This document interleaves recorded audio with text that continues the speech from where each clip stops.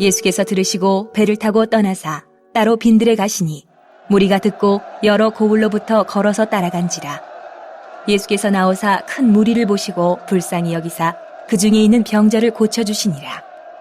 저녁이 되매 제자들이 나아와 이르되 이곳은 빈들이요 때도 이미 저물었으니 무리를 보내어 마을에 들어가 먹을 것을 사 먹게 하소서. 예수께서 이르시되 갈 것 없다. 너희가 먹을 것을 주라. 제자들이 이르되 여기 우리에게 있는 것은 떡 5개와 물고기 2마리뿐이니이다. 이르시되 그것을 내게 가져오라. 하시고 무리를 명하여 잔디 위에 앉히시고 떡 5개와 물고기 2마리를 가지사 하늘을 우러러 축사하시고 떡을 떼어 제자들에게 주시매 제자들이 무리에게 주니 다 배불리 먹고 남은 조각을 12바구니에 차게 거두었으며 먹은 사람은 여자와 어린이 외에 5,000명이나 되었더라. 사랑하시는 성도 여러분, 좋은 날입니다. 오늘도 말씀 안에 승리하시는 여러분이 되길 바랍니다. 오늘 아침에는 오병이의 기적을 다루고 있는 본문입니다. 마태복음 14장 13절부터 21절의 본문의 말씀을 가지고 은혜를 나누겠습니다. 오늘 본문의 말씀을 통하여 우리가 살펴봐야 될 것은 첫 번째, 예수님의 마음을 닮아야 한다라고 하는 것입니다.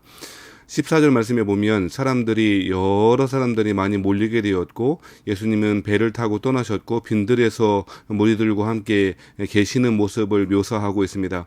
그때에 수많은 사람들을 향한 주님의 마음이 14절 말씀에 기록되어 있는데요. 그 마음이 무엇입니까? 예수께서 나오사 큰 무리를 보시고 불쌍히 여기사라고 하고 있습니다. 오병이의 기적과 수많은 병자들을 고쳐주셨다라고 하는 오늘 본문의 이야기 중심에 흐르고 있는 그 중심에 있는 예수님의 마음은 불쌍히 여기심이라는 것입니다. 사랑하시는 성도 여러분, 그리스도인들은 주님의 마음을, 이 마음을 담는 사람들일 것입니다. 사랑의 마음과 긍휼의 마음을 닮아가시는 것, 그것이 그리스도인 제자들의 모습일 것입니다. 산을 옮길 만한 큰 능력이 있어도 내 몸을 불태워 내어줄지라도 사랑이 없으면 아무것도 아니다라고 했던 사도 바울의 고린도전서 13장의 말씀처럼 그리스도인 제자들의 마음의 중심에서부터 떠나지 않아야 할 한 가지 마음이 있다면 그것은 긍휼히 여기는 마음, 불쌍히 여기는 마음입니다. 공감의 능력, 세상 사람들의 아픔과 고통에 대하여 함께 아파하며 함께 슬퍼할 수 있는 그 능력, 그 마음이 기적을 가져오는 그 마음이 출발이 될 것이다 라고 하는 마음인 것입니다. 그것이 목자의 마음이고 제자들의 마음은 이 긍휼한 마음과 목자의 마음을 갖는 것이 중요하다라고 이야기하고 있는 것이죠. 자, 예수께서 수많은 사람들이 예수님의 말씀을 듣고 기적을 경험하여 예수님께 나오게 됐는데 문제가 발생했습니다. 제자들이 이곳은 빈들입니다. 저물었으니 해가 졌으니 사람들을 보내고 다음날 오든지 그렇게 해주십시오. 그렇게 하는 것이 좋겠습니다. 라고 요청했습니다. 먹을 것 없는 것, 삶의 질고의 문제인 것이고 예나 지금이나 중요한 문제 아니겠습니까? 그런데 예수님께서 16절 말씀에 보면 뭐라고 이야기하십니까? 너희가 먹을 것을 주라 라고 이야기하십니다. 제자들은 즉각 반응했습니다. 우리가 가지고 있는 것은 떡 5개와 물고기 2마리밖에 없는데 이 사람들 어떻게 먹이겠습니까? 라고 하는 것, 그것이 제자들의 즉각적인 반응이었고 현실적인 반응이었고 이성적인 반응이었다라고 하는 것입니다. 신앙이라고 하는 것은 이성을 넘어서는 것입니다만 이성에 기반을 둔 것이기도 합니다. 그러므로 합리적인 생각을 버리고 함부로 신앙의 이름을 붙이는 것도 잘못입니다. 그렇지만 신앙은 앞서 말씀드렸듯이 이성을 뛰어넘는 것이고 나의 판단과 나의 계획과 계산을 뛰어넘는 행위일 수도 있다는 것입니다. 16절 말씀에 갈 것 없다 너희가 먹을 것을 주어라 라고 하는 말씀은 이성적으로 생각하지 말고 저 사람들을 먹일 수 있는 방법을 강구해봐라 이런 말씀이라기보다 앞서 말씀드렸듯이 제자의 사명이 무엇인가, 그것은 그 마음의 중심에 긍휼히 여기는 마음을 품는 것이고 예수님의 이 목자의 마음을 갖는 것이 바로 제자들의 모습이 되어야 된다라고 하는 것을 교훈하시기 위하여 너희가 먹을 것을 주라라고 말씀하신 것 같습니다. 사랑하신 여러분, 특별히 오늘 본문의 말씀을 통해서 또 살펴봐야 될 주제가 있다면 예수님께서 무엇인가를 우리에게 명령하셨다면 그 명령의 뒤따라오는 것, 그 명령과 함께 주어지는 것이 뭐냐? 하나님의 능력이라고 생각되어집니다. 예수님께서 무엇을 하라라고 말씀하시면 그렇게 할 수 있는 능력도 주시는 줄 믿습니다. 이러한 믿음이 우리 가운데 있어야 될 줄 믿습니다.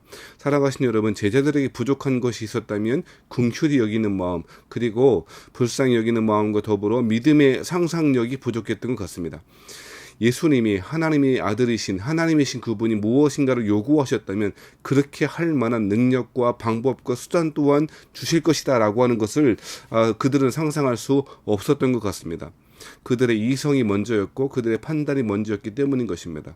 때때로 불가능해 보이는 여러 가지 명령들, 여러 가지 상황들 앞에서 하나님은 불가능해 보이는 명령들을 우리에게 주실 때에는 우리가 잊지 말고 기억해야 될 것이 있는데, 그것이 무엇이라고요? 하나님이 그렇게 할 만한 능력도 주실 것이다 라고 하는 믿음의 상상력을 가져야 할 것입니다. 사랑하시는 여러분, 믿음 위에 이 신앙의 기초가 잘 든든히 서가시는 여러분 되길 바라고, 예수님께서 가지셨던 이 불쌍히 여기는 마음, 궁휼히 여기는 마음을 마음에 품고 살아가신 오늘 하루가 되길 바랍니다.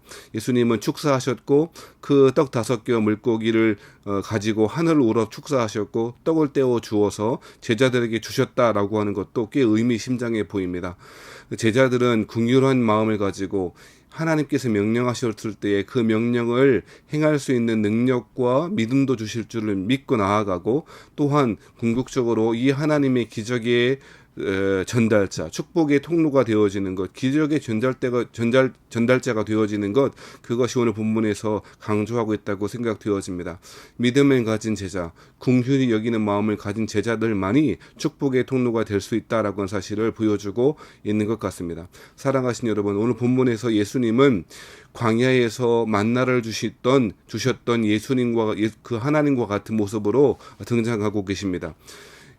하나님은 모세를 통하여 광야에서 만나를 주셨습니다. 끊이지 않고 진 밖으로 나아가면 언제나 그 만나의 놀라운 기적을 경험할 수 있는 사람들이 되었습니다. 사랑하신 여러분, 이것이 그리스도인의 삶이고 긍휼히 여기시는 목자 되신 예수님께서 여전히 만나를 우리에게 주신다는 사실을 믿고 오늘도 이 믿음 가운데 평안을 누리시는 여러분 되길 바라고요. 제자의 길, 긍휼히 여기는 마음을 가지고 세상의 축복의 통로가 되시는 저와 여러분 되시기를 주의 이름으로 축원합니다.